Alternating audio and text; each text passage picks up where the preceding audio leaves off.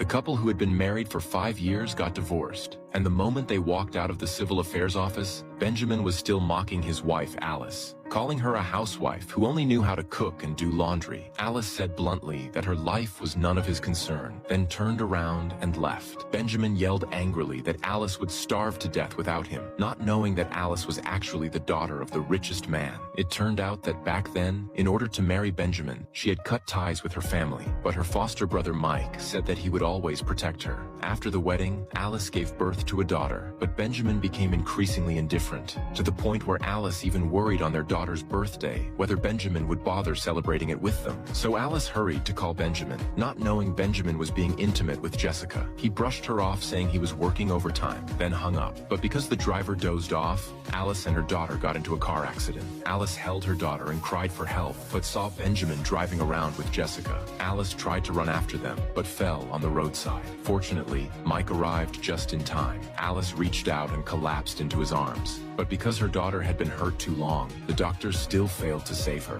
Alice collapsed in grief. She remembered her daughter's last wish was to see Benjamin, so she called Benjamin to come. But instead, she heard Benjamin coaxing Jessica's son to sleep. Benjamin thought she was just nagging him to come home, and brushed her off saying he'd give their daughter a belated birthday gift tomorrow. Alice was completely crushed by him. The next day, Mike took Alice home. Alice swore that she would avenge her daughter. Mike told Alice that as long as she wanted, her family could come take her home anytime, and he reminded her to call him if she ever needed help. Alice suddenly felt supported. She went home and told her mother-in-law that her daughter had passed away, but her mother-in-law said that such a small matter wasn't worth disturbing Benjamin and Jessica's date. Only then did Alice realize that everyone knew Benjamin had been cheating. She remembered once delivering food and seeing Jessica acting close with Benjamin. But that day, Jessica introduced herself as Benjamin's college classmate. But now her mother-in-law told her Jessica was Benjamin's first love. If Jessica hadn't gone abroad to study, Benjamin never would have married Alice. Alice froze instantly.